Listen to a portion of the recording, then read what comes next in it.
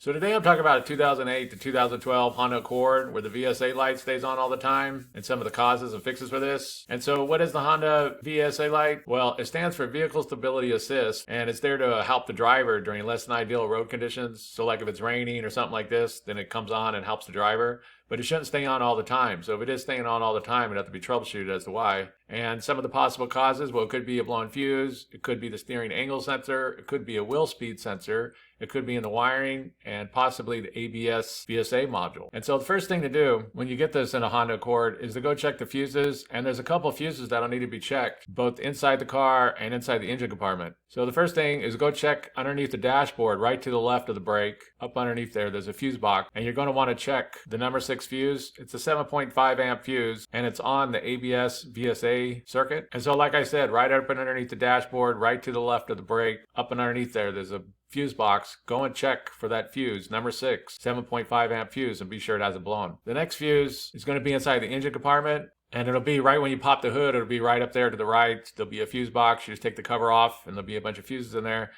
And it'll be this long fuse pack. It'll have multiple fuses on it, and it'll be the 2.2 or the 2.3 that'll be the main ones that you need to check. When you pop this out, you'll be able to see if there's a break in there or not, and to see what's going on with it. This would be the next one to go and check, would be this 2.2 and 2.3 fuse inside of this fuse pack. And so if you check all the fuses and they all look good, they're not blown or anything like that, then the next thing you could go and check is the steering wheel angle sensor.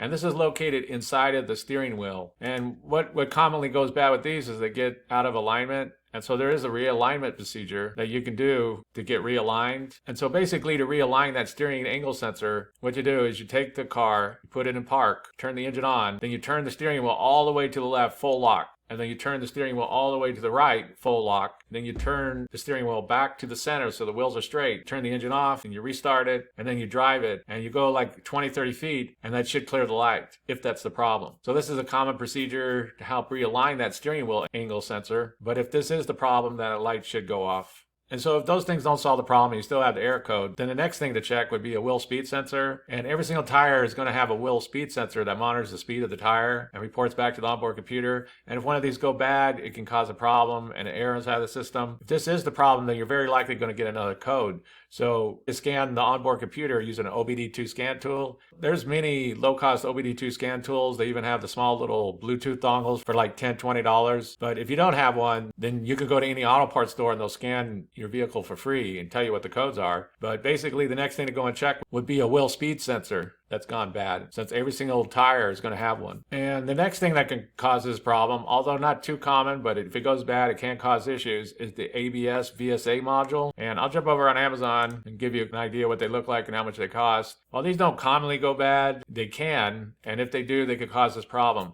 But the next thing to check would be this ABS VSA module. So if you check all those things, you still have the problem, then it could be a wiring problem, such as the wiring going to the ABS sensor or wiring going to the VSA control module. And so wiring would also be something else to check. And so that's basically it. I just wanted to give a real quick brief overview of how you go about fixing a 2008 to 2012 Honda Accord with the VSA light that stays on all the time. If you have anything to add, please comment down below. If you have any questions, ask me and I'll try to answer them. If this video helps you, please click like, please click subscribe, and have a good day.